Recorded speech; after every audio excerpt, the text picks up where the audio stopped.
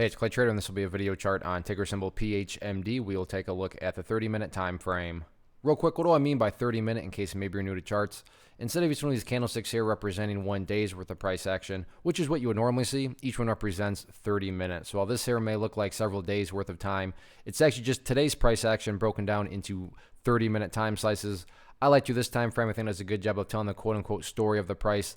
And in this situation, makes mapping out a very logical question quite straightforward. And that question revolves around the fact that today was a good solid move. There's no doubt about that. Sure, the price did pull back here a little bit, but even where it closed here relative to where it was yesterday, everyone would agree. Good solid move. But that does lead to the question, but is there any sort of true power behind this price movement? Is there any sort of genuine strength? Or is this just some sort of knee-jerk reaction, dead cat bounce type move? I have no idea, but like I said, by using charts, we can make answering that question very straightforward. And in my mind, it's all centered around one level, and that's why I love charts, makes things very straightforward. And that level is right here at $2.15. Why is $2.15 so important? Well, hopefully we can all agree on the logic that price movements with genuine power, with true strength, the price is going to progress forward. The price is not going to go back to where it was. I'm assuming you're saying, hey, thanks, Captain Obvious. Of course, if a price movement is truly strong, it's not going to go back to where it was. So with that in mind, think about $2.15, that green line.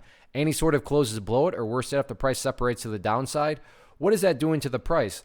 That's putting the price right back to within this range where it's already been. Again, going back, not a sign of true strength. Whereas let's say the price pulls back here, bounces around, and then heads back up. What would you have in this situation? Well, you'd have a set of lows right here. You'd have this set of lows down there. If you picture each one of those as stair steps, well, hey, now you have stair steps progressing in the upwards direction. And that's the name of the game, right? That's what truly strong moves do. They're going to make progress. And I'm just defining make progress as staying up above $2.15. Ideally speaking, I mean, hey, Clay, what would make this chart look the absolute strongest? If the price can stay up above $2.30, that would be best case scenario. But if the price does drop below it, I'm not saying everything's ruined because, again, still have the 215 mark. What about levels of resistance? Initial area of resistance and any sort of bounce. I'm going to call right up here at $2.60.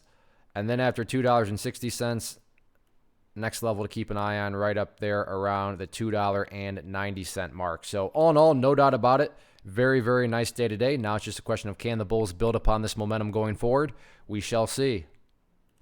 One of the most popular questions I get is, hey, Clay, how do you find the stocks that you trade?